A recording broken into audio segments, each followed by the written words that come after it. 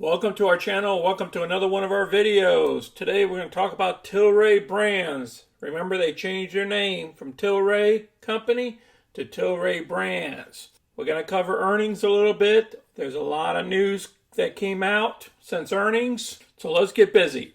In regards to products that we sold last year into Europe and Israel that we didn't sell last year.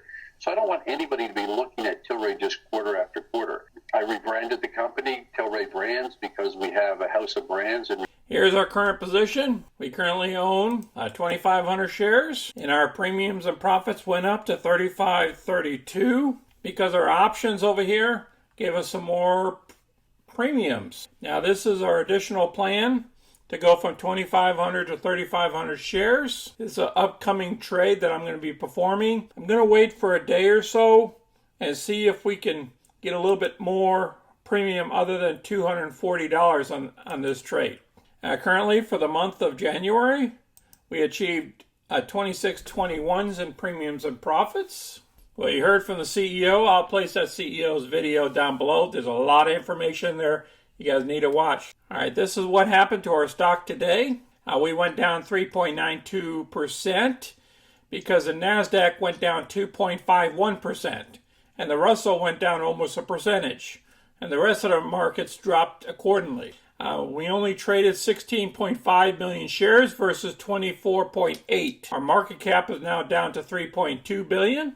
The analyst on the low side is $15, high side is $16, and we're down there below the low.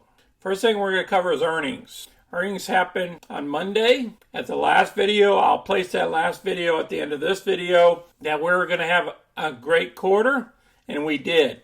The company is also forecasting a $20 million more in cost cuts over the $80 million originally planned for the merger that created the world's largest cannabis producer by sales in May last year. They're looking to expand their brands, different categories, different countries, and products as well. The Tilray's revenue grew 20% to $155 million in the second quarter, but the analysts were looking for $170 million. But the bottom line, Tilray posted a profit of 3 cents per share in the second quarter, ended November 30, while analysts were expecting a loss of 9 cents. So what they did was they beat on the bottom line, and that's why the stock ran up, even though we missed on the top line. Okay, Tilray stock, as Germany closes in on legal cannabis, the rest of Europe might follow. This is a year for legalization overseas. And then Tilray's long pole awaiting federal okay for the THC beverages.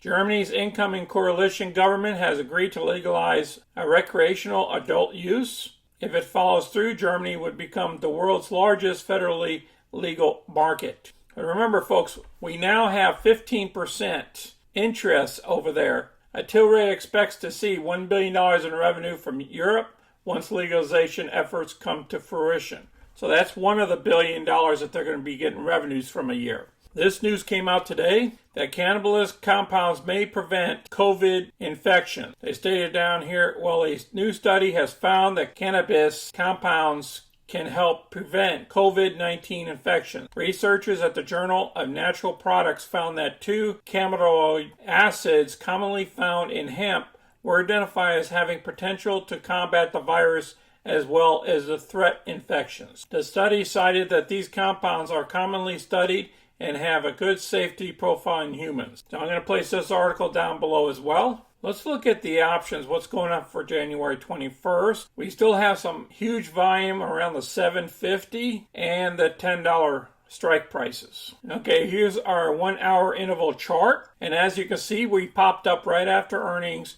just like we do on all the other earnings. But this time we just hung up there.